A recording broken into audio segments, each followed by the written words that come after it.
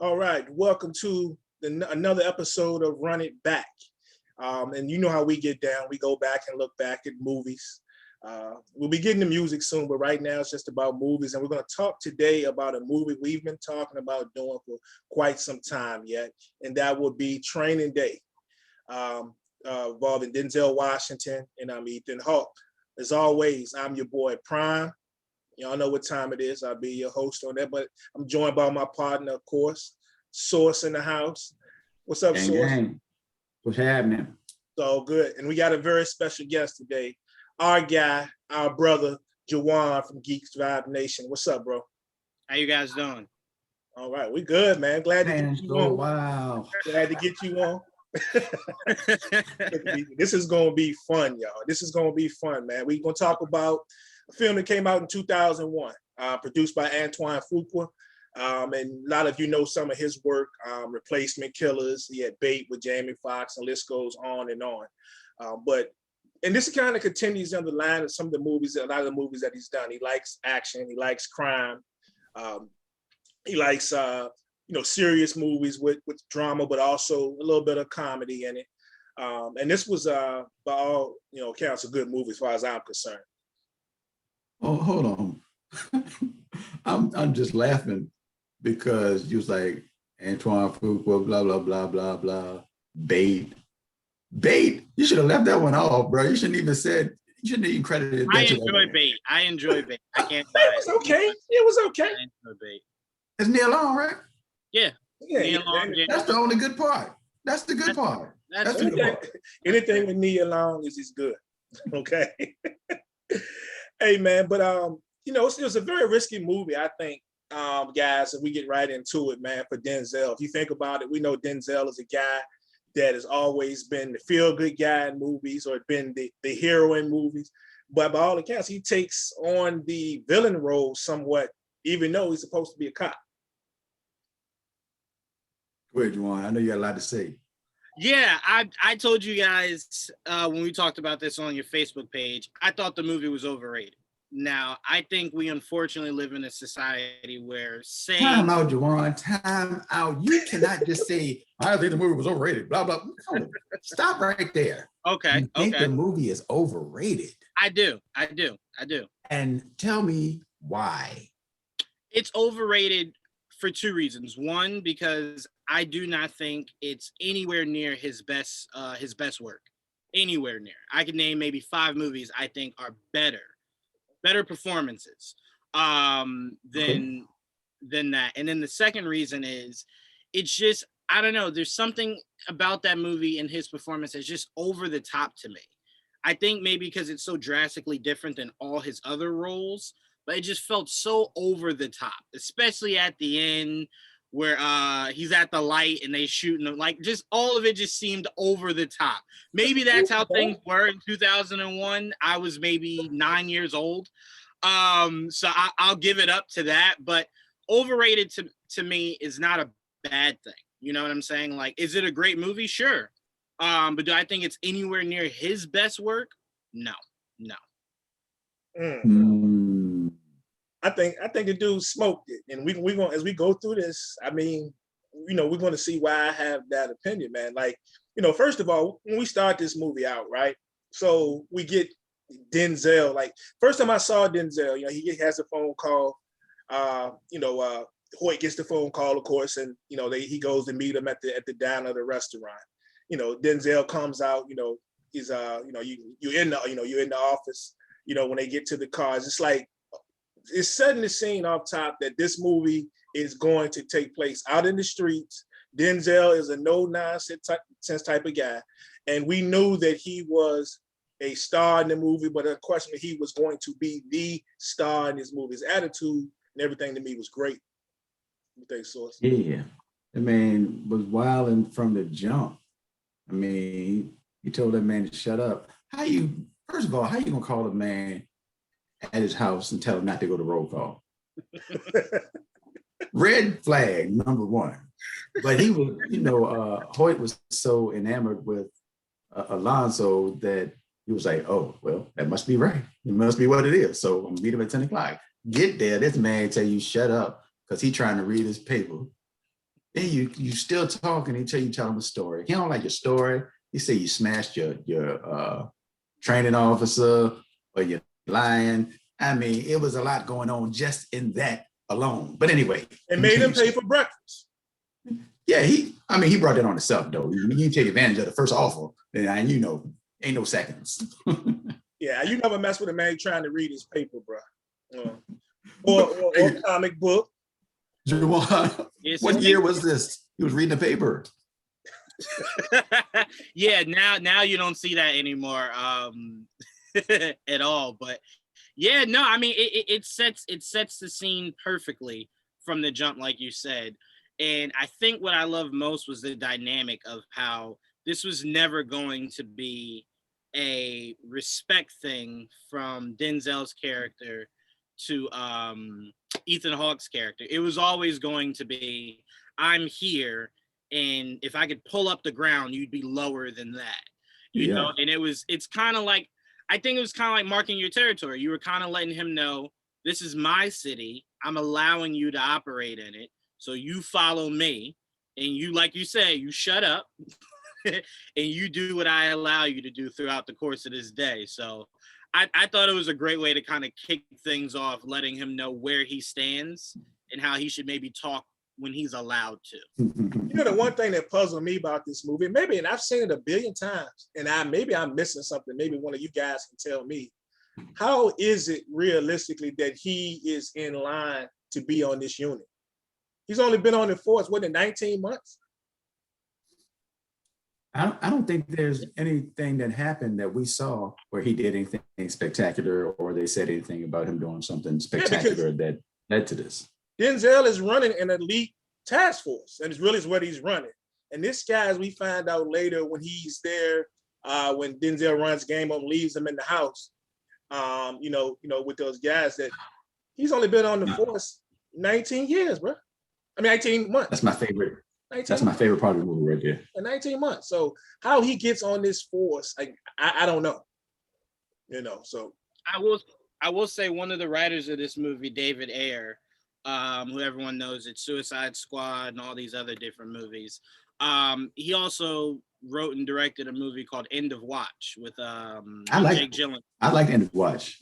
I love End of Watch, but the comparison I was going to make really quick was you would think if regular beat cops stumbled across like this huge gang war, right, there would be actual officers over them that step in and take over, right? So essentially you would assume, no way these beat cops are taking over a gang task force when there's an actual gang task force to do so.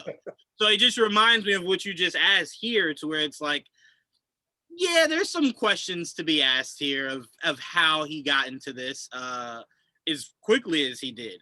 And honestly, it didn't seem like there was any like, this kid was amazing. He solved like 900 cases before now, so we're throwing him into the fire. It was just kind of like, here, take him. And it was like, okay, is this his punishment or is this a reward? Like, you know what I'm saying? So I just wanted to compare it to that, because it's just the idea of, there's some questions that could be asked that, people just kind of gloss over a little bit. Now, my guy that I actually just did an interview for a sourcing company before we did this recording, and I mentioned that we were doing a training day, and the guy said, yeah, actually just the other day I got something that said that it didn't say that it was a true story, but it said it was based on something. And I just Googled just because I didn't remember what he said exactly. But yes. You were going to mention that? Well, no, actually I wasn't, but I don't know why I wasn't going to mention it, but I do remember, some of the, the situation that kind of led up to a lot of this happening. I knew nothing, and I'm just looking at it now. And it says the Los Angeles Police Department rampart corruption scandal. Mm-hmm. Rampart, shouldn't it be rampant? Anyway, corruption scandal of the 1990s. Washington chose to wear goatee in order to resemble Rafael Perez, an officer central to the scandal. Yeah, they said, I do remember before hearing that Denzel actually, shaved and wore the goatee to kind of resemble that, even though I believe that all of Perez's misdoings in his cases weren't even totally finished or being solved at the time that they actually filmed this movie. They said this dude had a long string of things that he had gotten into while he was supposedly running a narcotics operation or narcotics operations. Did he die though? Did he die? I guess I should have Googled and kept reading. I don't know that. Hey, I'm glad you brought that up because I didn't know that. Just like I finished Snowfall like a month ago. Where I caught it all the way up. I didn't know that was based off of a true story. So I'm watching. I'm like, this is dope. Like Franklin about to die, and then my dad was just like, no. Franklin ain't dying, bro. He ain't never died. All right. I didn't know. Okay. All right. Well, that's interesting though. I'm tripping. So your boy Denzel over the top though, because the mini drug bust when they bust the youngins, I guess the younger folks, he said looks like they could be college students, and he's like over the top with it. And but he's giving your boy the rundown. It's my boy, what do you say, peddle, whatever. I let him peddle a little weed or whatever and that for whatever. But he was like mad over the top of that. And I laugh every time I see that part when I'm looking at Hoyt sitting there. He was like, detain your person or whatever. And he's got the gun on a little girl in the back. He's looking like Ethan Hawke looks like mad confused. Like, well, he was probably so thrown by everything that was happening that was not by the book. He played that though. What is happening right now? she in the back, moving around, reaching around. I mean, any police officer probably would be like, yo, what are you doing in the back seat?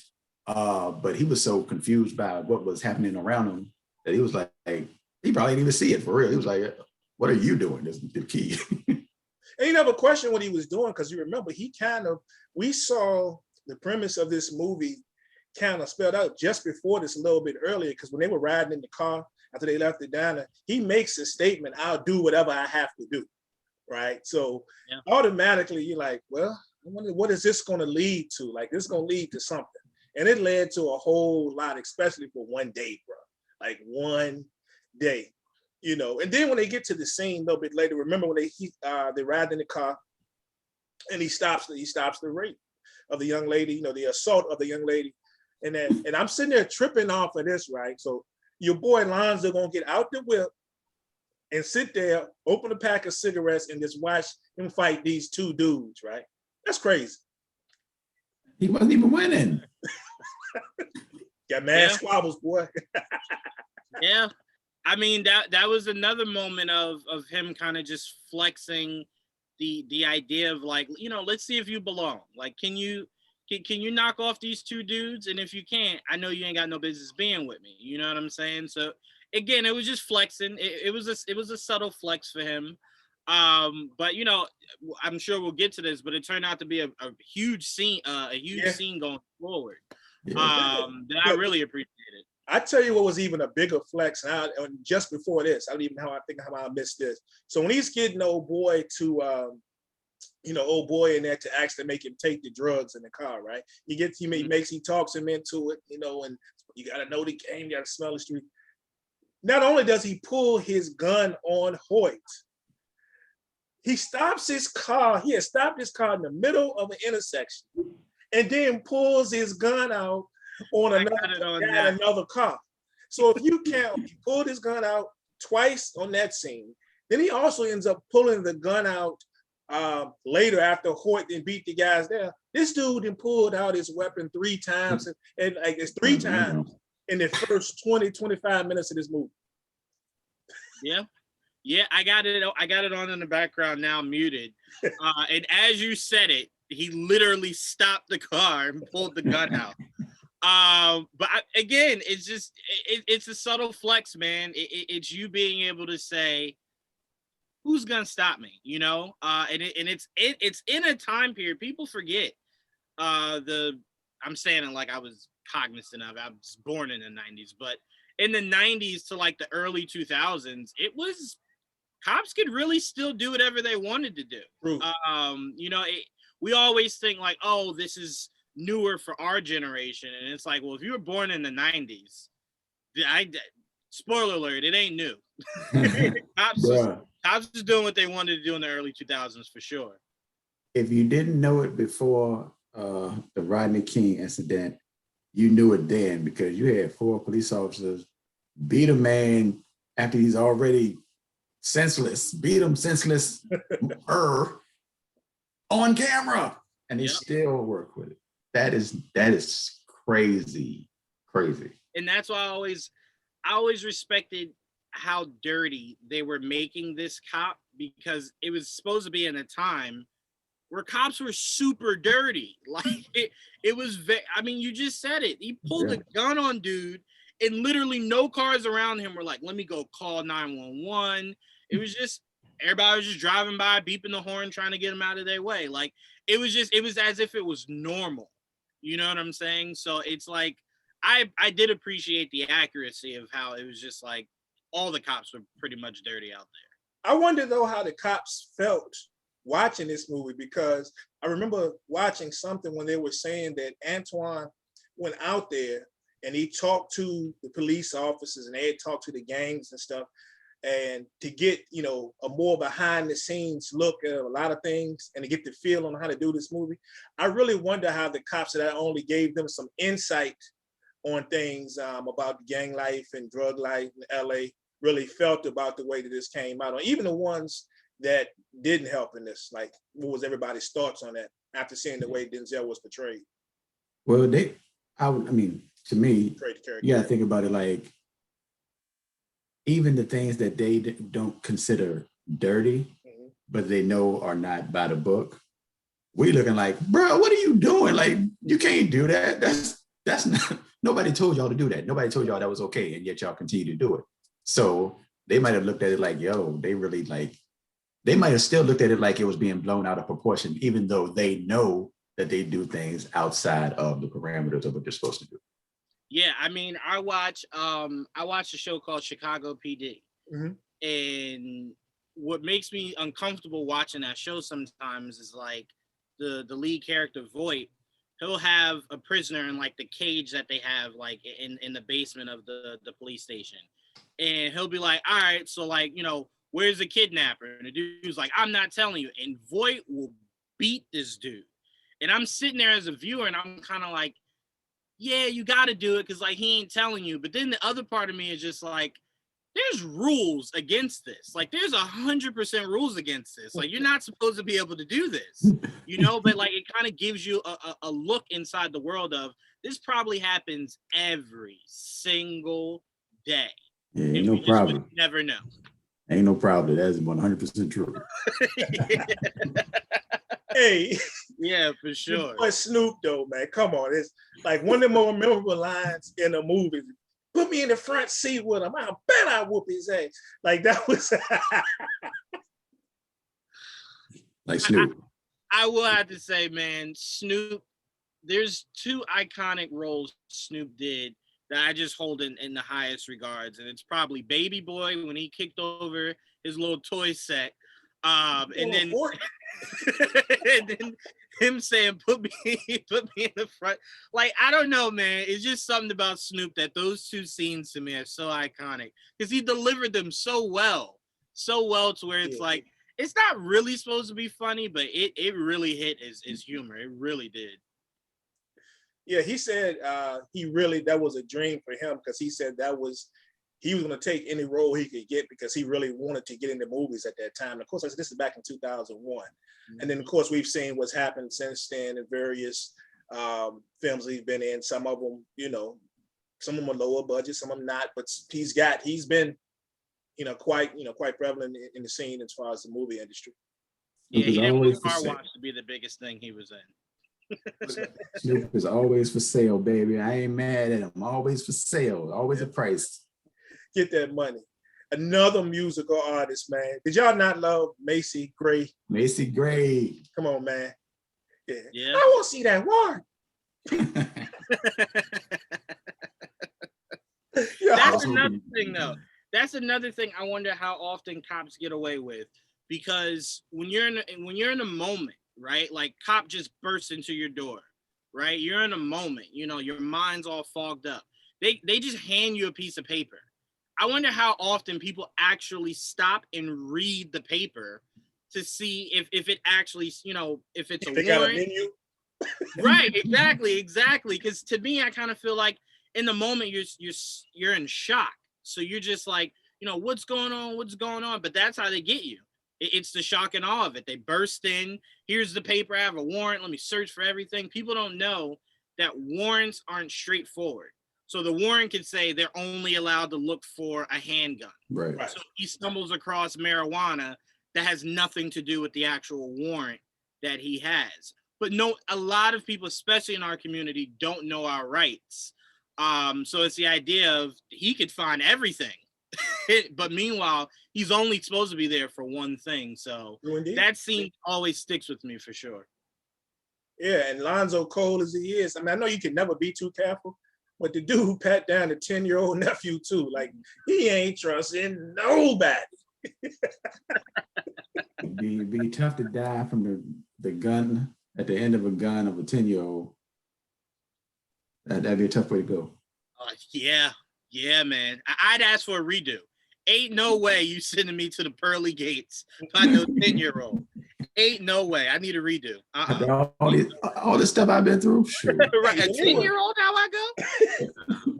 Hey, did you guys, like, I didn't realize, and of course nobody did until we saw it later on, how much money he was actually stealing from her, taking her out of the house. I thought he was at, maybe some drugs or something he was shoving in his front, at first, and until she said something about my money, and they started shooting at him when they're driving off. And by the way, that was a bad Monte Carlo. I mean, that muscle car, that joint was tight. I don't care what that Monte Carlo was sweet, but before he got shot up. Don't do that. But I didn't realize he was getting that much paper out of that crib. Man, that was crazy amount of money.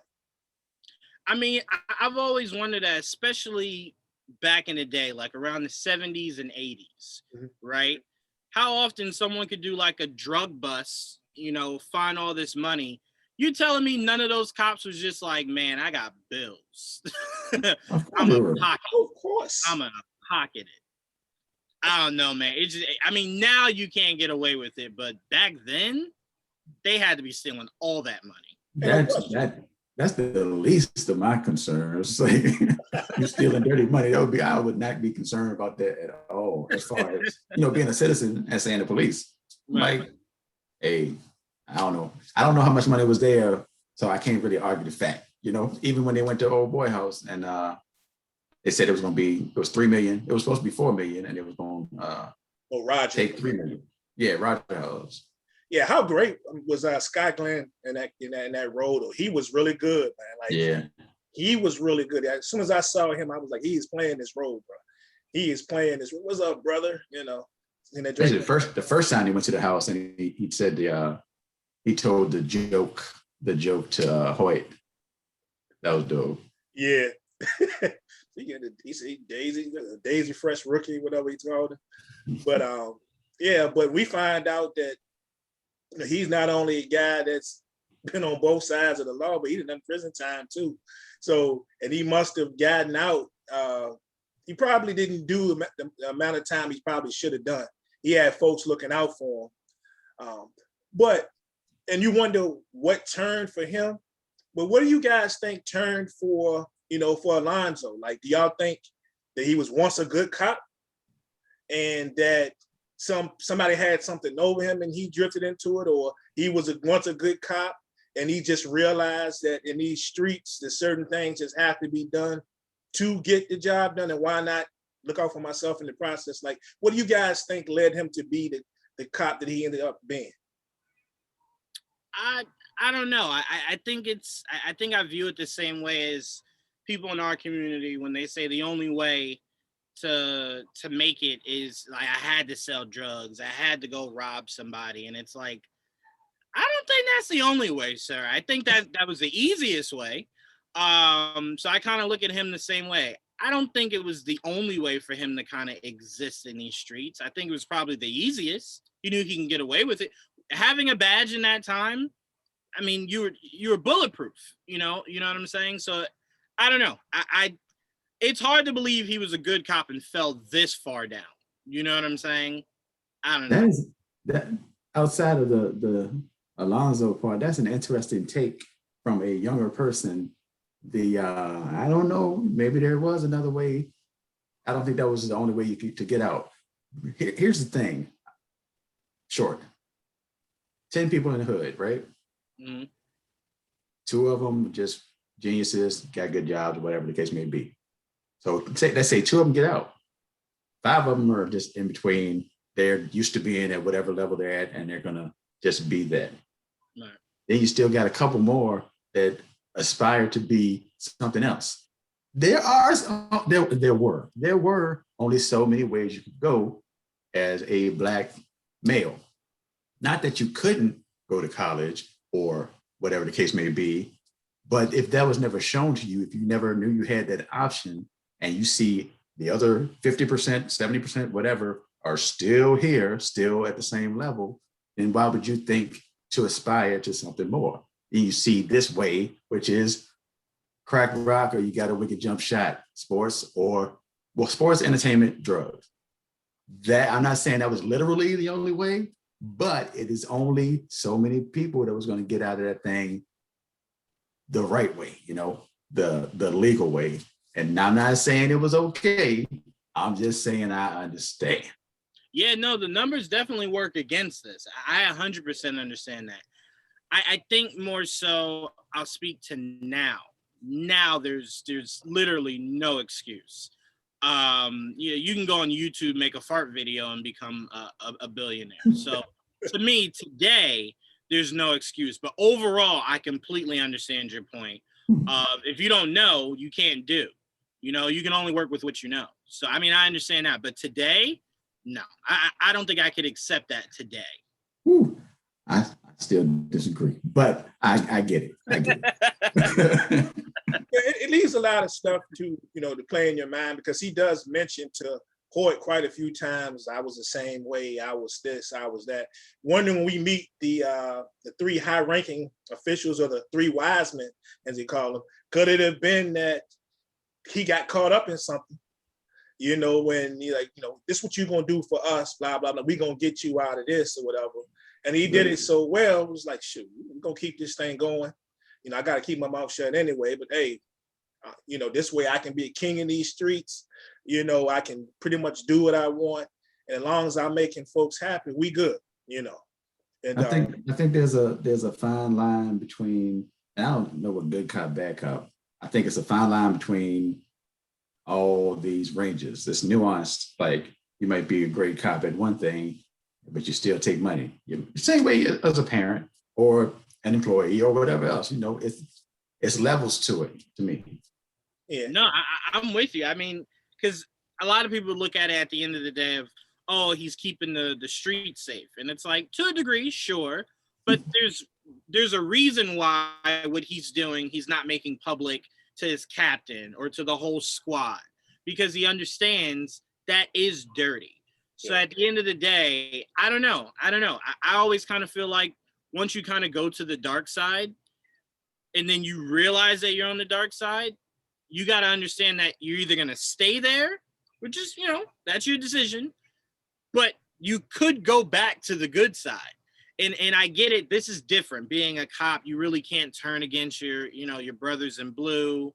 There's been plenty of stories about going against the cops, and then you're out on the job and he kind of looks this way and you end up getting shot or whatnot. So I get that. I get that 100%. But I would be curious to know if there was ever maybe an out that he saw, but he prefers this lifestyle. And the freedoms of it. Yeah, I say he preferred it. I think he relished in it.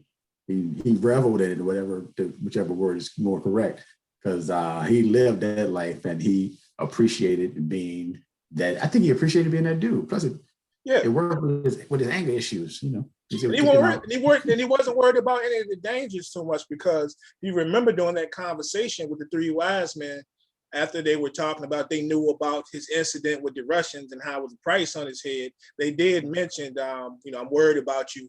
I don't want to see you, turn up on the front page like the others.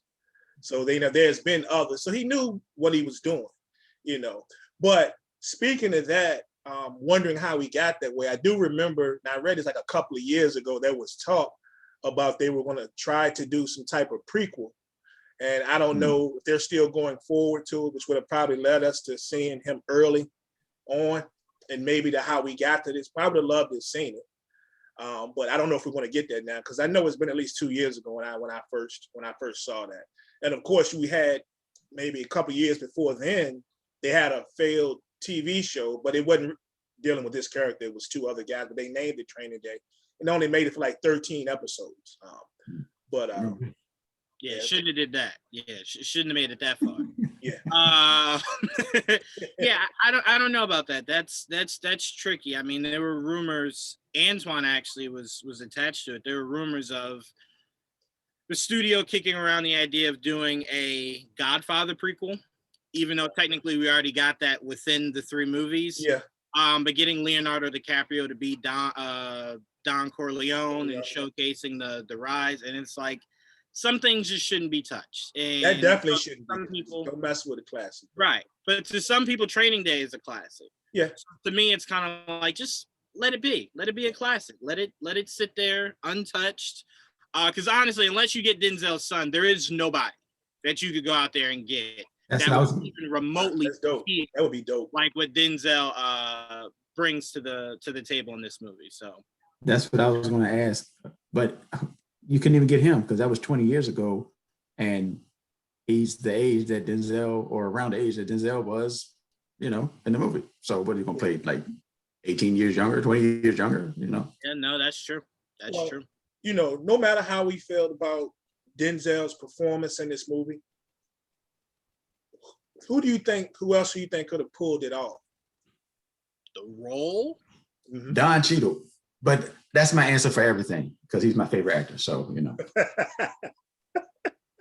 Wait, I will say really quick, Source. No one ever gives this movie respect, but it deserved Oscar nods, and it was Brooklyn's finest. Don Cheadle was amazing. Yeah, I appreciate that a lot more watching it here at home than I did when I first went to sit at the movies. Mm-hmm. Yeah, first time I saw it, I thought it was trash. But then after that, I was like, yo, this movie kind of dope. Yeah. Right. And I think Antoine was had something to do with that. I think he might have directed it. I love the feel of it. I don't know. Here's a crazy thing. I got introduced to Don Cheadle through Iron Man. So when I first saw that, it was just like, I don't believe any of this. Like, I don't believe any of the toughness, any of the street. And then I got, familiar with Don Cheadle's work. And I was just like, okay, all right, I get it. No, my apologies. But Don Cheadle is possibly the GOAT adjacent. He's not the GOAT. GOAT adjacent, though. Now, we ain't gonna have that conversation because yeah, that's a whole. That's we're gonna do a whole nother show on the GOAT. We gotta get my man Phil Bailey on this joint, only for him to argue for Daniel Day-Lewis, because that's all that matters. Because that's all I'm gonna say. You never mentioned Daniel Day-Lewis. That's a resume. That's he got a resume for sure. But to answer your question, only person, and the performance wouldn't be as good, but he played a role that wasn't all that far from what Denzel did in this. Say a 90s Wesley Snipes could probably pull this off. You know. Yeah, the 90s Wesley Snipes could pull this off. It wouldn't probably hit as hard as people felt Denzel hit with this. But I think he'd be dope. I don't know, because when you think about New Jack City, you might. That's what I'm comparing it to. Yeah. And by the way, to bring that up, that is coming on Run It Back. New Jack City is coming. So I can't wait to do that. Was one of the shows I mentioned in the group quite a few times. That, and of course, Set It Off would mention that they want to see us talk about. So that's definitely coming. But yeah, Juwaan, you and I on the same page with that. And so if you think about some of the things we've talked about in the past, I brought up Wesley Snipes a few times talking about other things. So you know that I was a huge Wesley Snipes fan, especially back in the 90s. So this was 2001. So was he still in jail then? No, he didn't go to jail till later in the 2000s. Okay, He was free. Yeah, he was free. Give him free. Yeah, that's why I pointed to you, because I was like, oh, Wesley Snipes, hey, that's prime. Yeah. Oh, 2001. That's in between Blade 1 and Blade 2. Because Blade 2 is like 2003, 2004. So yeah. I didn't even think about that. Free, man. My apologies. My wife is watching. I apologize that anybody mentioned Blade. She hates Blade. Hates it. But anyway. Oh my goodness. Okay, that's definitely a conversation for a different day for sure. But yeah, Wesley Snipes is probably the only person I could really think of. Really, I mean, because you got to think about who was hot. Like, who were the hot black actors around that time? It was your Denzels, it was your Will Smiths, it was your Martin Lawrences, it was your Wesley Snipes. It's really it. I mean, everybody else was kind of like, you know, borderline, but we're talking like A list, like high up. That was really it. That was really it around that time. So yeah, it'd probably only be what, like, Will Smith couldn't do this. Right. Not at all. I mean, and you saw that with what he did with Bad Boys. True. That was the height of what Will Smith could do as far as like that kind of cop. You know what I'm saying? Like that edgy kind of cop. Yeah. But to do this, like seeing Will Smith plant drugs on somebody, I don't know if I could ever imagine. I don't know if I could see that. I don't know. I don't know if I could ever see that. Kevin Hart, you see here. Drugs on. Hey man, so when they go back to the spot as y'all mentioned earlier, man, and you know, after the meeting with the three wise men, and they you know, rob Roger, and of course ended up killing the man. I felt for them. Oh, okay. I don't know about you. I wanted to see Roger make it to the Philippines, dog. Right. Come on, man. He was trying to be up out of there. Wait, after they shot him, isn't that when it's probably one of my favorite scenes. I don't even know why. Isn't that when they prepared Dr. Dre for him to shoot him? Dre was like, why don't we just kill your boy? Yeah. Right. Dre wanted to kill Hoyt regardless. Like, bro, I'm in the room with you. What are you talking about? Why don't we just kill you? We got 2 shots left. Let's just kill him. What did he say earlier? You're a long way from Starbucks, homie. Yeah. Yep. So that I don't know. I love that scene so much because, like you say, it was talking about somebody while they were in the room as if they did not even matter.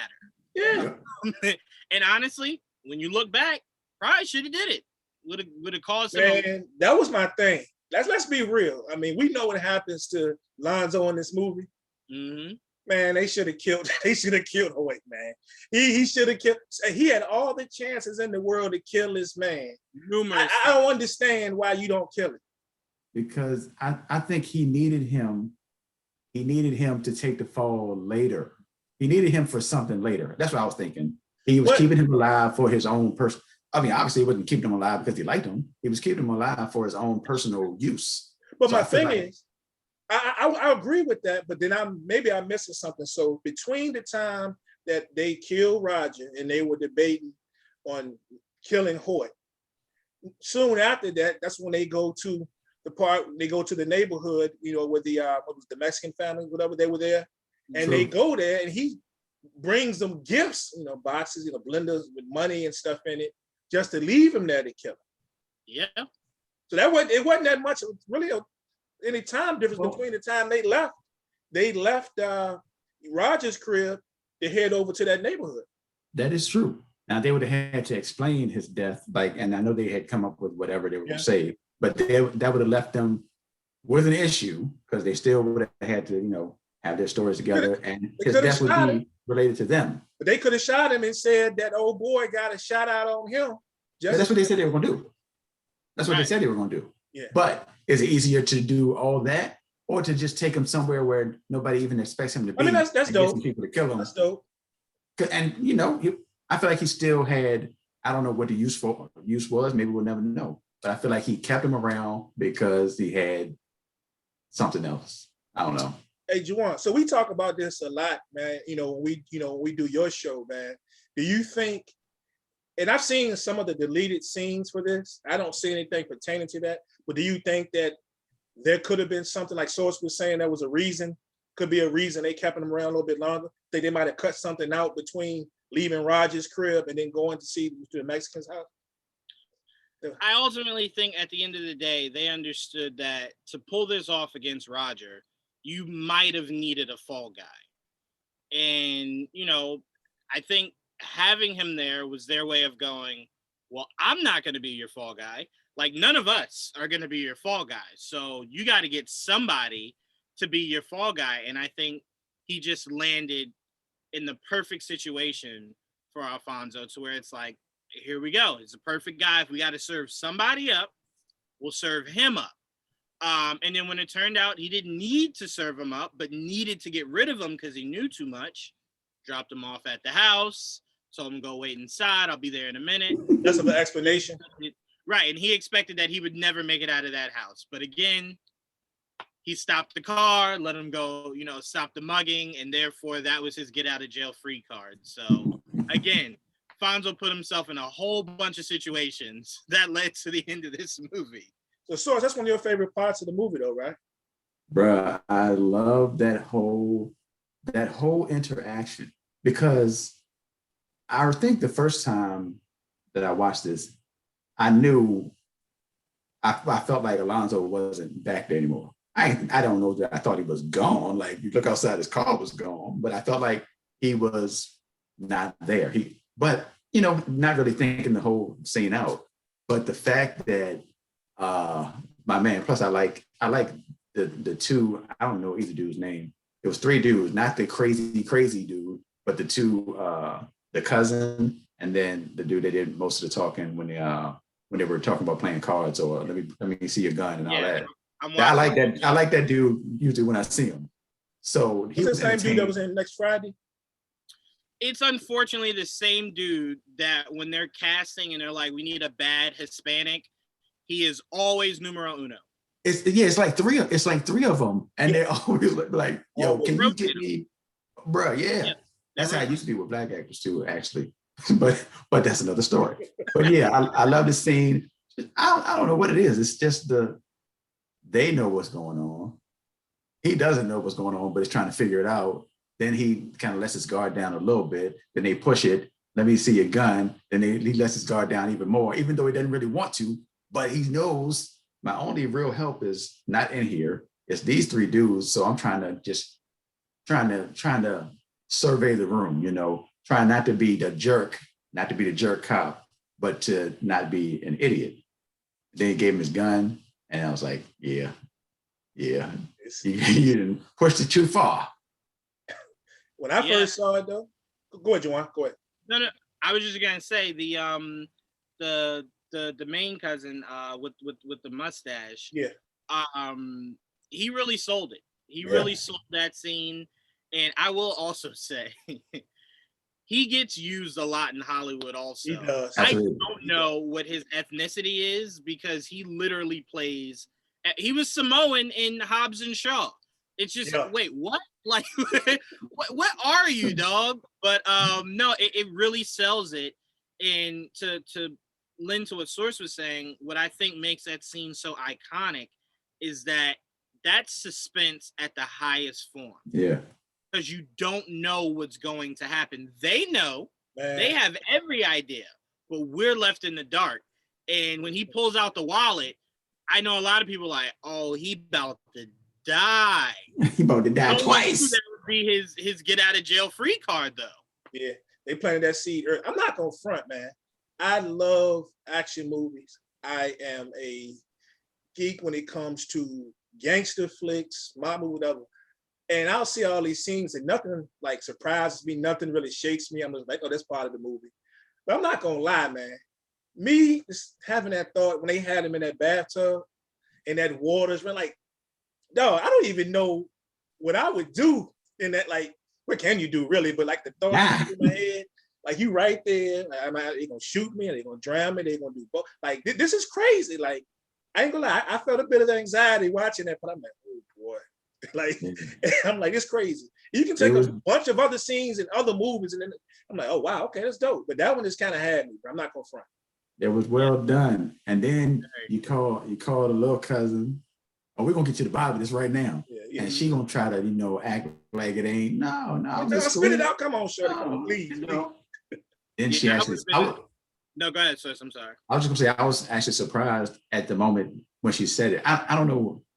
I mean, I guess I don't know. I was surprised that she actually said it though. I thought she wasn't gonna say it at first. Yeah, nah. If I was in that tub, I'm like, you better not lie. We on speakerphone. Don't you lie. I saved you. Like, he got me. I'm right here. Don't you get me killed in this damn bathtub, girl. I saved your life today, okay? Yeah, so true. That's dope, though. Like, I love when it's something in a movie. I mean, I'm sure y'all do. When it's something in a movie that is an afterthought, and it comes back up later on to being important.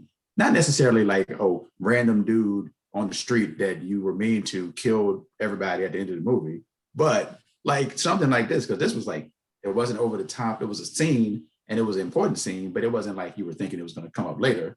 And then boom, there it is. I tell you something that could have gotten planted, at least something to think about that we probably never think about. We've already mentioned, we were just talking about how he should have killed Hort at some point in this movie, right?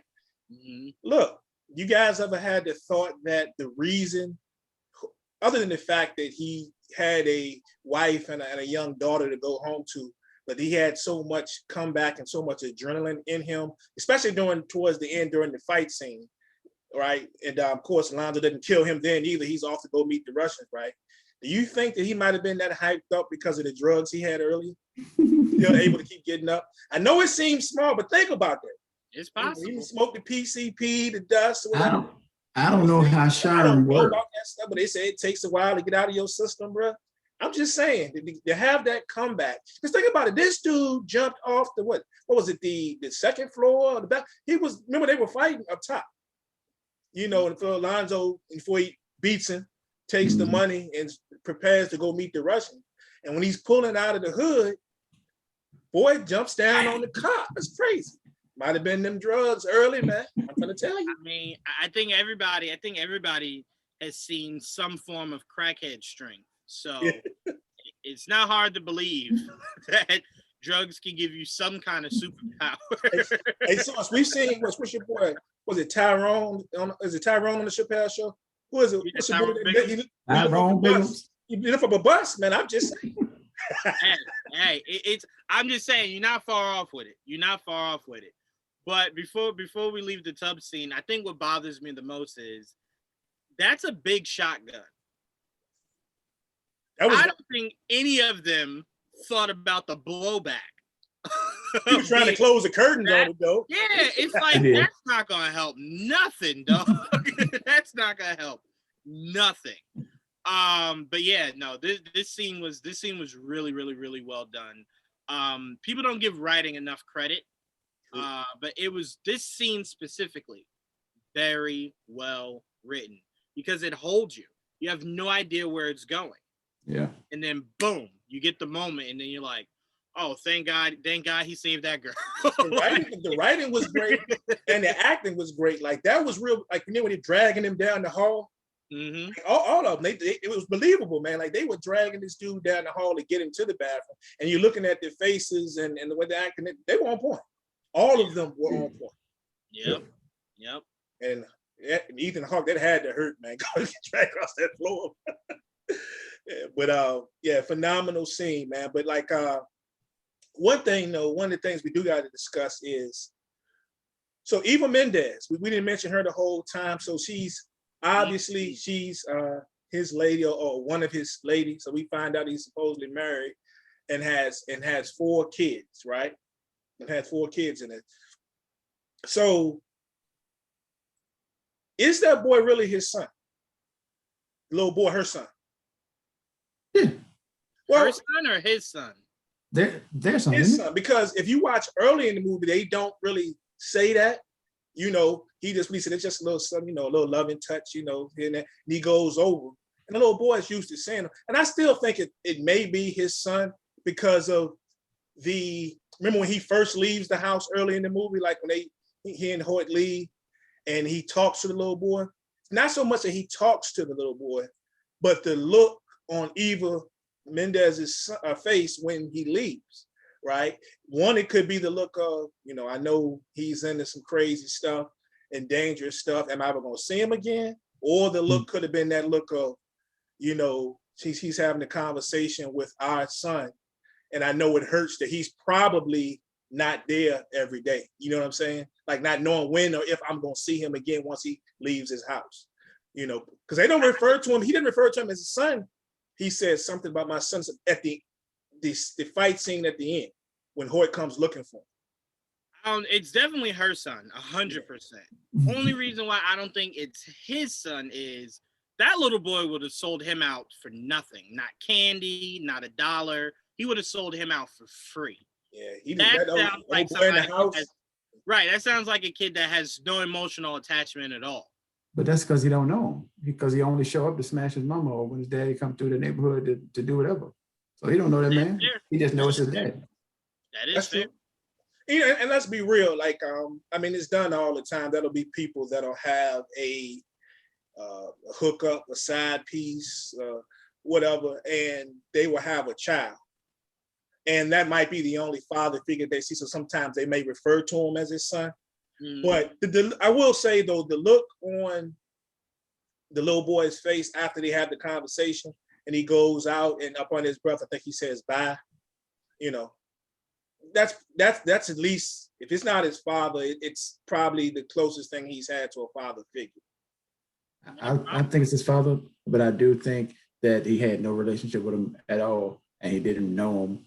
And Ethan Hawke's character, Hoyt, was actually nice to him and spent time with him, and they actually fell asleep together on the sofa. That's why when he was saying, "Son, come to me," the kid didn't go to his daddy. He didn't move because he was like, you know, he felt an attachment to this guy that he doesn't know, and he knows this guy, but he feels no attachment to him. So he was kind of stuck. Yeah. Indeed. Yeah, no, I'm with you on that, but we definitely can't skip over what do you call it? That braid. I don't know whose idea it was to get that little boy that braid in the yeah, that's his hood braid. That's a no. That's the Anakin Skywalker braid. We don't do that. Don't do that again. But no, this scene was big. So obviously, you know, he took the bus, goes over to his house, Alfonso's house. Lonzo, man, stop calling him Alfonso. Lonzo, sorry. Having the shotgun under the bed, that is a great spot because nobody expects that. After you just gave him 3-4 guns that you had on you. Yeah. So he was, I'm good. Man, look, let me tell you something. Lonzo was equipped for war. Y'all remember earlier when they were stopping the assault and he goes up in the two guys on the street, he pulled out a knife. Yeah. He had a knife up on the old boy early in that movie. So and 2 guns. For real, like, you know. But, yeah, man, he was always ready for it. A knife and 2 guns in 30 seconds, yo.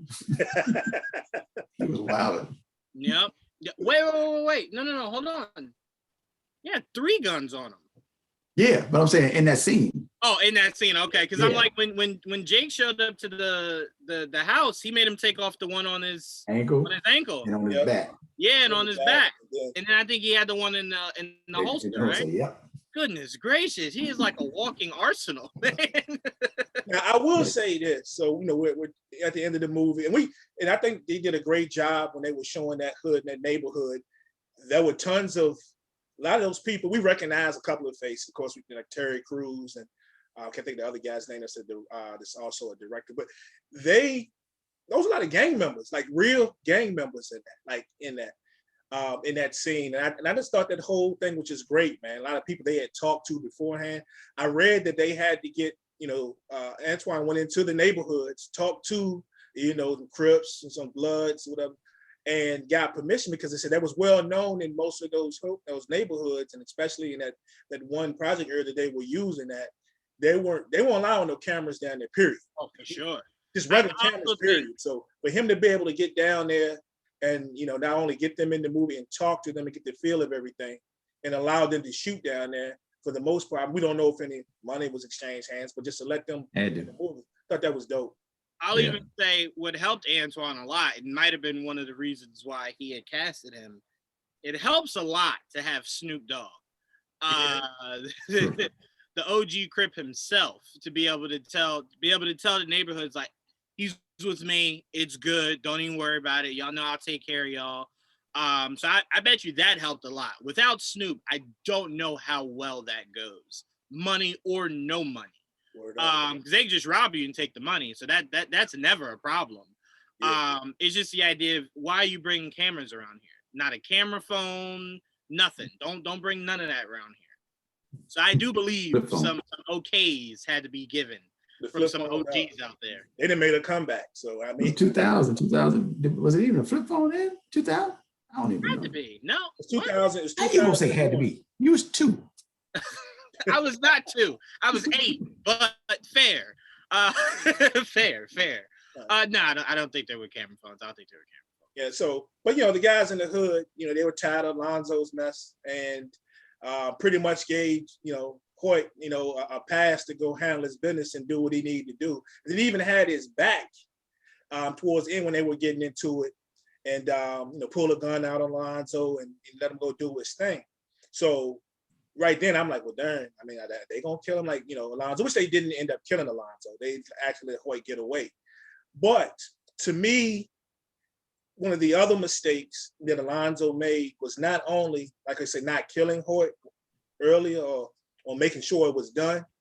Why would you wait till the last minute, man? Take so much time to wait when you know that there's a price on your head. Man, if that was me, forget all that, the lady at home and all that, I'm going to handle this ASAP, bro. Everything else going to have to wait. He's just like his whole, and the arrogance and stuff about me, he's taking his time. He's taking it, and he's at the crib with the girl, he's doing this, he's dragging. Man, he ain't got to do all that. I would have took care of that ASAP. So that's on him. Yeah.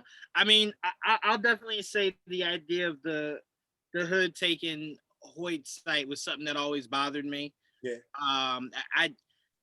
I grew up very much, how much I love movies. I very much despise the hero complex that they always give white characters in a black story. It's why the end of Black Panther always puts me off a little bit. Because no one ever talks about the fact that what he did was crucial to saving the day, and it's like you could have given that to any black character in that point of the movie. Why him? You know what I'm saying? So the idea of them taking his side against the brother was just like hate that. But they have been getting dragged by Alonzo for years. I get it, but to take white dude's side, like if it was black dude versus black dude, I get you. But white dude, did he really take his side though? Did it? I don't think that they really took his side at any point. I just think that they didn't take anybody's side. It was like, you here? You're not here for none of us. You here for that dude that we don't like already? And it was Switzerland. We back here. Oh, you looking for a gun? I ain't giving you a gun. I'll put a gun right here. But I mean, you got to put in your own work around here. Okay. And after they shot the fair when they did all that, they like, you at least get to be on your way. You've done what you came here to do, and you just stay here, and then you go do what you got to do after you leave. But there probably had to be some thought behind this too, because they're probably thinking, we can't stand Alonzo. Enough is enough. Everything he's done, to us and holding all this stuff over our head. Maybe if we help Hoyt, at least in this situation, when all this is cleared up, because it's quite obvious that Lonzo's probably gonna die now, that, he'll remember some of that stuff down the line, if anything ever go down here in the hood. You remember this, homie? So I'm just saying, with some thought behind it. I will say he made a lot of friends in one night. A lot of friends in one night. A lot of friends. So no, go ahead. I'm sorry. I was just saying, so right here at the end, and of course we know Lonzo, he's on his way. He don't have the money. Doesn't have it. He's trying to pretty much get to LAX. He's trying to get up out of Dodge at this point. Mm-hmm. And he wasn't going anywhere. It was already mentioned earlier when they were there with the Hispanics that there was already people on standby. So it was people there already. And they had an eye on him the whole time. He wasn't gonna make it out of there. And basically, they had the classic scene at the stoplight, and as he goes to pull off, they cut him off. And of course, he gets riddled with tons of gunfire, man. Like not classic according to Juwaan. Well, we getting ready to rate this movie, but no, I'm talking about the scene. And he dies. All right, and of course, and he's died and he killed. And then we flash back to the scene of Hoyt finally arriving home after that, the craziest of all days, the most unbelievable days. And he goes in the house.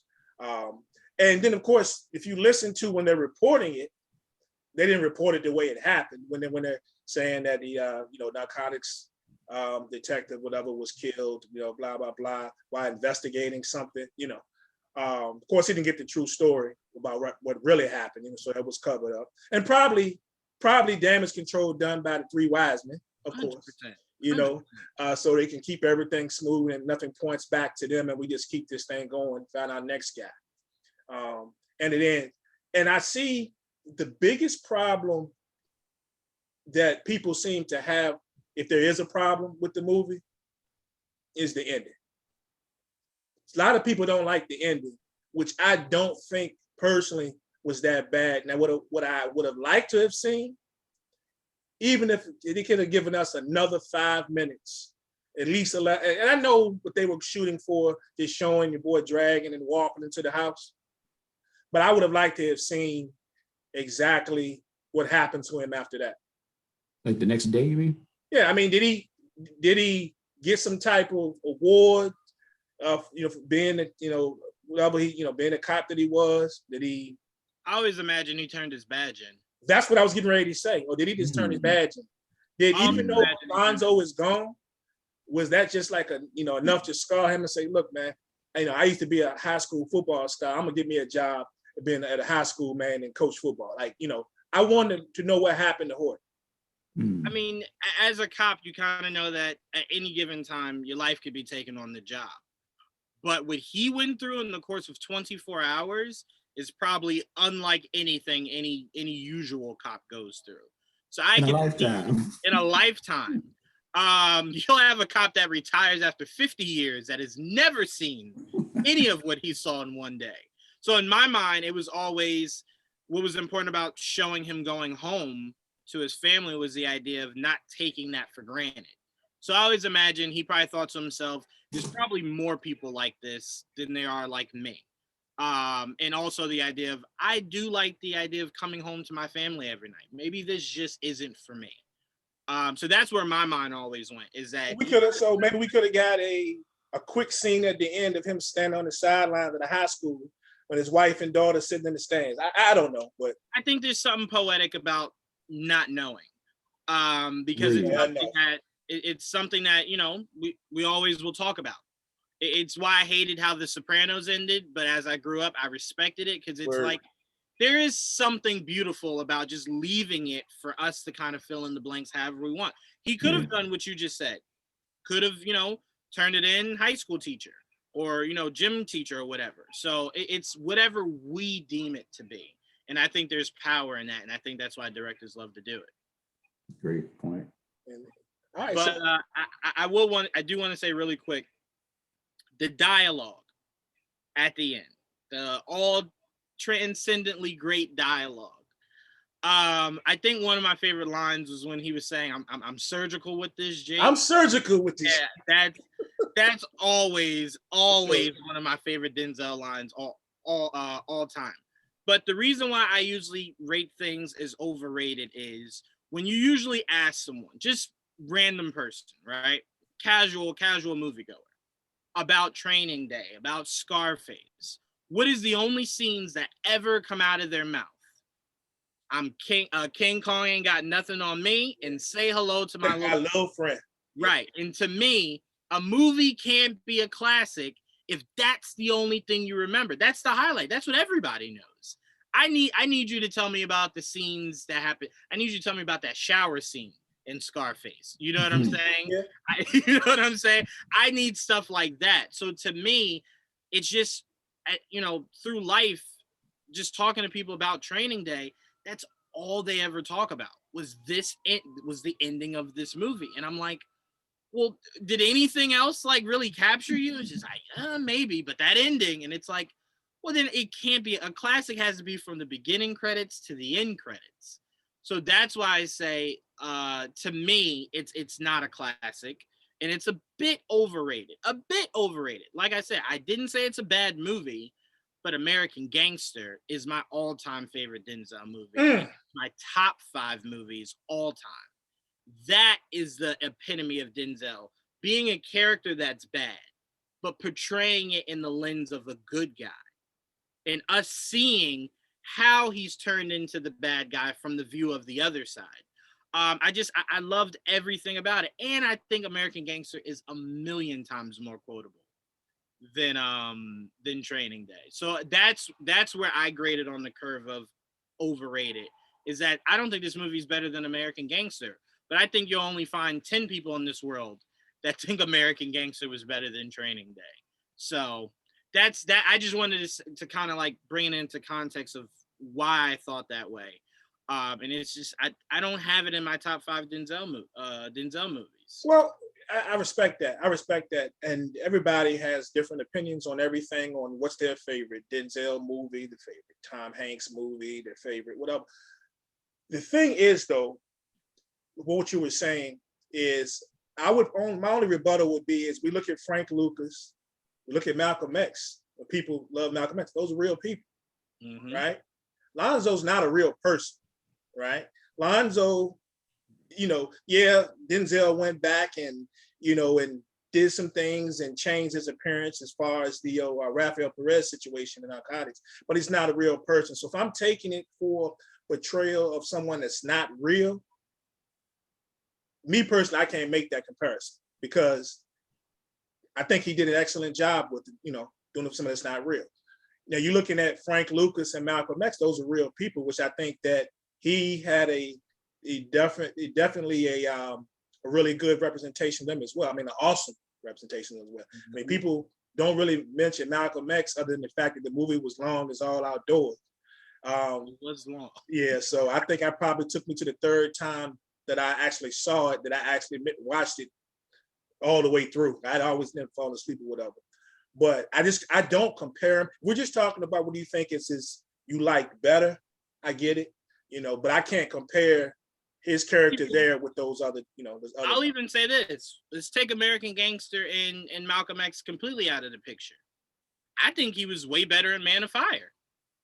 Man on Fire. Man on Fire is my movie, dog. That is one of the best poetic movies I have ever seen. The scene at the end, I'm not a crier, but I will forever cry in that one scene every time. Yeah. That's how you do a movie. And to me, I put that in my top 5 of Denzel movies, for sure. And that resonated with me more than, again, Training Day did. No, I respect that. I didn't need any quotables or anything like that. It was just a beautiful story with a very poetic and beautiful ending. And it was one I did not see coming. To where it's just like, take me, bring her back. And it's just like, excuse me? I don't know if I can. I don't know if I was put in that same position. I would 100% say that without even thinking about it. Of course, take me. Well, I'm going to ask y'all this then as we start to wrap up. And Source, we'll start with you. So let's take the obvious out. We've mentioned, because we're talking Training Day, of course. So we just mentioned Malcolm X. We talked about American Gangster, Man on Fire.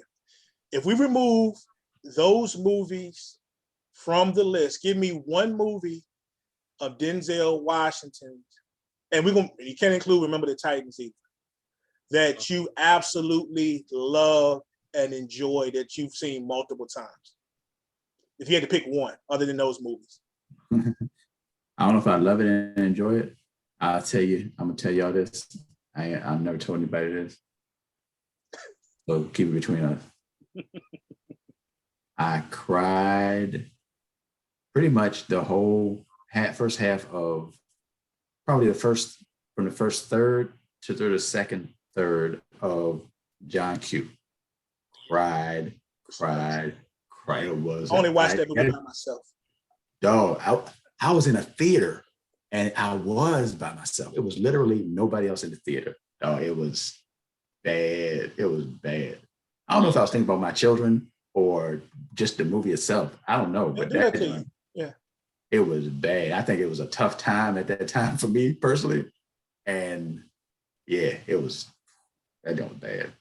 Yeah, I definitely say as someone that does not have any kids, it struck me. It really did. Because he was able to kind of pull you in to where it's like kid or no kid. You could have a sister and feel what he's going through. A brother, a cousin, a dad, an uncle, whatever. So what he was able to do in that kind of just put you in the mindset of what would you do? You know, we say all the time, man, I'd die for my kids. And it's like, all right, would you? It's like, would you though? So, you know, I really thought that movie was beautiful. And yeah, Denzel has a way of just making you cry, man. You know what I'm saying? He has that way. He really does. He really does. All right. So is that your movie too? No, my movie that you saying I can't use American Gangster? Yeah, none That's of the right. you mentioned. Okay. All right. I can't use Man on Fire. Okay, all right. So if we can't use those two, then I'm definitely going with the movie he did with Paula Patton. I for some reason can't think of the name right Yeah. now. I didn't love that. I truly enjoyed it the way that I'm just now finding out people enjoyed the other movie he did with Eva Mendes, Out of Time. I think that's one of Denzel's worst. Whoa. Hey, I'm with you. I am with you, Hey, bro. man. That movie is horrible. The only thing, Prime, I will say that saves that movie from being one of the all-time worst movies Denzel's ever done is that he said yes to Two Guns, and it's like, oh well, that was worse. I could have left Two Guns. They could have left it at the theater. You talking about Deja Vu was your movie, right? Deja Vu, yes, love it. And I'm sorry, I was thinking about Out of Time when I was talking about Deja Vu. Yes, Deja Vu was good. Out of Time. Horrible. I'm not can't ride with y'all. I can't ride with y'all. That is my movie, man. That is my movie, dog. That movie will never rank amongst the greats of in anything. I will admit that, but there's something about a movie it's exhilarating to me. Like it's got so much, it's more than one climax of this movie. Like it's, him hanging off the balcony, him trying to cover up, the fax machine. It's just, no, it's not the greatest movie. And I'm not saying this just because Sanaa Lathan is in it, okay? Exactly. That's it right there. I was going to say it, but we'll get to her when we do Brown Sugar. But I love that movie. And I know that would never be on anybody's top 5. Probably most people's not their top 10 movie. But if that movie is on cable and there's not a good game on, I will watch that movie over and over again. Yeah, I got to be honest with you. Out of Time, Two Guns, and The Magnificent Seven. In my brain, they don't exist. And just so I can say I said it, he got Game and Devil in a Blue Dress. I also love Mississippi Masala. I love that. And I did love like Crimson Tide. What's the I feel like Crimson Tide was dope. Tide, yeah. What's the movie where he was blind? I just spoiled if anyone. Book of Eli. Book of Eli. I love the blind. That's another one I would say that when I saw it at the movies, I thought it was okay. It's okay. But I've watched it probably 2 or 3 times, at home. And I enjoyed it a whole lot more at home. Bro, yeah. We could run off Denzel Jones forever because Philadelphia just popped in my head. Mm-hmm. Y'all like The Great Debaters? I love The Great Debaters. Love is a strong word. I like The Great Debaters as a movie, because it's a true story. Oh, okay. Yeah, indeed. All right, so let's get to these ratings. We're gonna start with our man Juwaan. So, what is your favorite drink, sir? Let's just go lemonade. Lemonade. Yeah, lemonade was a popular drink and still is. What? Just regular lemonade, country time. Strawberry lemonade. Let's go strawberry. That's dope. He'd be at Applebee's. All right. So scale 1 to 5, 5 being the highest. How many glasses of lemonade are you giving training day? 3.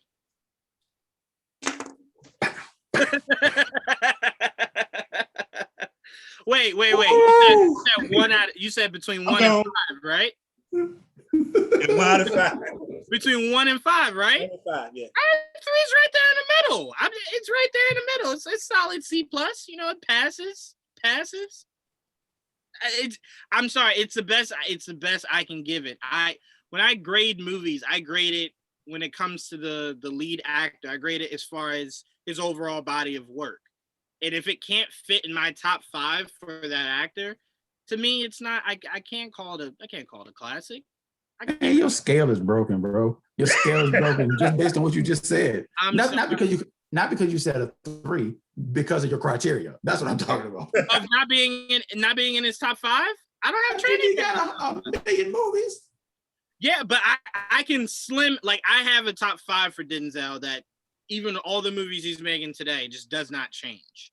He hasn't made something that is cracked into that top 5. So to me, it hasn't changed in like the past 3 or 4 years. So it doesn't make it into that top 5. But again, I'm not saying it's a bad movie or it's garbage. I just don't view it as a classic. It's not a bad movie. It's not garbage. It's just a 3. But it's a 3 out of 5, not out of 10. Bro, it's out of 5. That literally is the worst score that any movie has received on Run It Back. Indeed it is. It is. You guys are saying it like I gave it a 2. A 3 is smack dab in the middle. That's fair. That's fair. That's teetering on could be a 4. We should have had Juwaan on as a 4th guest when we did White Man Can't Jump. I would have loved to heard that, but yeah. I'm gonna be honest with you. I have a deep love for Rosie Perez. So regardless of how I feel about that movie, Rosie Perez is what we give that a 5. So word up. 5. I only have good things to say about that movie. So he saw Do the Right Thing is what you're trying to say. Yeah. Word Anything up. Rosie Perez, sign me up. Source. What's up with the brew, man? How many beers you giving this joint? Well, today's brew, I should have a beer like nearby. Today's brew is, but I'm not getting a check, so maybe I shouldn't do that. Anyway, I'm gonna go with 4, and I was thinking 4.5, but I don't think I loved it as much as the rest of the world. Not like Juwaan, but just I didn't love it as much as the rest of the world. Nobody, I'm not even 4. That's what I'm going with. It's 4.5. 4.5 beers, bro. The movie is 4.5. You gave it a 4? Yeah. 4. You gave it a 4. A 4. But criticized my 3. You was criticizing my 3 like you gave it a 5. No, but again, the 3 is the worst score. Okay, can I say 3.5? No, you can't. You already said 3, bro. I didn't think I could grade on a half. We're not grading on no curves around here, bro. I didn't think I could grade on a half. That's why I said solid 3. But I would have went 3.5. I don't think you would have. Don't change it now. Live with that 3. I'm gonna live and die by the 3. I'm Curry out here. I'm gonna live and die by the 3. Yeah, I'm giving it 4.5, man. The movie was extraordinary, and it's not really just because of just any one scene. I just think it was consistent throughout the entire movie. Planted several seeds, even some that we don't normally think about, right off top. That, like I say, didn't get a 5 for me only because of what we mentioned as far as the ending, but Juwaan made a great point. It's something about leaving something out there. So I do agree with that, but it's definitely a 4.5 for me. I remember, the crazy thing is, I remember back in 2001, I still had one of those DVD/VCR. Wow. Yeah, and I remember after seeing this in the movie, and this was at a time, you got to remember, it took a little bit longer before them to put the DVD out or even the VCR tape out. And I remember it debuted, HBO had the rights to it. So it debuted on HBO, and they were debuting it, I think it was like late at night, like 11 o'clock or something, 10 o'clock. And I remember when they first debuted it, I set the VCR side to a VCR tape just to record it because of the impression it left on me when I first saw it in the theater. I just wanted to see it again. And I lived with that VCR tape until it finally popped. But by then, the DVDs were out. All was love. Juwaan, a VCR tape is a tape that was a rectangle, and you used to put it in. Okay, you know this. I am not that young, people out there. But I will say I've never had to. No, I did. Yeah, I had Keaton's Batman on VHS. I had Lion King, Star Wars: A New Hope on VHS. So those are the only VHSs I had, because then it was just boom right into DVDs. So thank goodness. What a for time to be alive. Well, let me read this down real quick all that. before we get out of it. We were talking about how we feel about Denzel acting in this movie. So it is worth noting that he was nominated by the Screen Actors Guild for Best Actor for this movie. He won the Academy Awards Best Actor for this movie. He was the Golden Globe for the Best Villain. They named him a villain in this movie, while the movie was nominated for Best Movie. Won the Best Actor in the Boston Society of Film Critics and the NCAAP Outstanding Actor. NAACP. NAACP, yeah, that. My man, it's all right. But that's so good. And I just ask y'all really quickly: Are y'all under the mindset that he only won for this because they clearly failed not giving it to him for Malcolm X?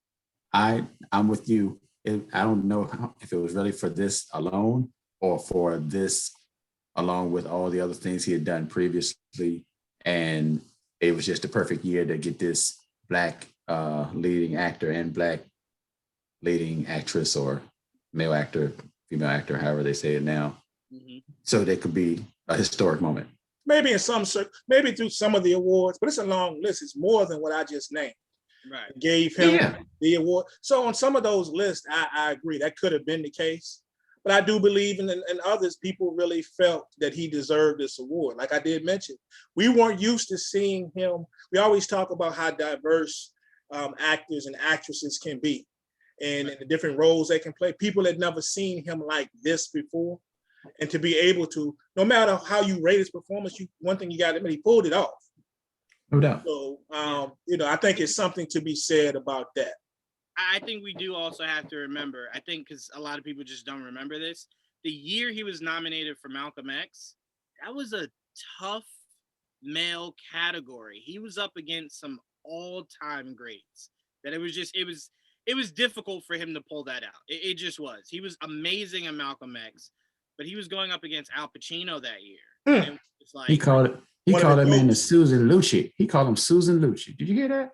That's what I heard. I heard Susan Lucci is what Juwaan feels about Denzel Washington. That's all I'm saying. I'm not gonna say any more, but I will say Denzel's also not in my top 5 actors of all time. But anyway, oh yeah, we're gonna get to that. We're gonna. Hey, that's a whole other show, so yes, sir. Write that down. Mike, yep. You're gonna do that. Juwaan's gonna be. That's gonna be fun. Y'all look forward to seeing that. All right, that's gonna be a great discussion. Hey. We said so. I will say, Juwaan got to give his social. Yeah, I was about to say, Juwaan, let the people know where they can find you, bro. Just follow me at Geek Vibes Nation on Twitter, Instagram. Those are 2 mediums, and then Geek Vibes Podcast on YouTube. Find us there. Tell the people what we've been doing, man, and what we got coming up. Put it out. We've been doing the MCR. I brought together some of the greatest minds of podcasting to do one big show where we break down all of Disney Plus's Marvel shows coming out this year. Loki returns, not returns, but Loki premieres next Wednesday. So stay tuned for us breaking down everything Loki of this new miniseries from Disney Plus. Greatest minds in podcasting. Ain't nobody call me. You don't watch Marvel shows, sir. You know what it is, Source? Clueless. I thought about calling you, and then I remember when we did our Black Panther podcast, and I said, yeah, no. Oh, my brother. No doubt. Source, let the people know they can find you, man, outside of us. At Smitty Source on Instagram and Twitter.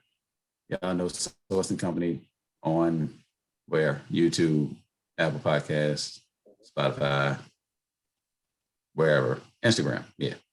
Yeah, and of course, you know me, I'm your boy Prime. You can find me on Facebook, of course, in the Sports Bar Podcast group, the SBP. Add your friends if you love anything sports, hip-hop, TV, movies. Drink a lot of beer. We do a lot of stuff and have a lot of fun. As always, and you can catch me on Instagram and Twitter at Prime SBK. Thank you for joining another episode of Run It Back, and we'll see y'all soon. Peace. Push it up. Juwaan, remember this? No, you don't.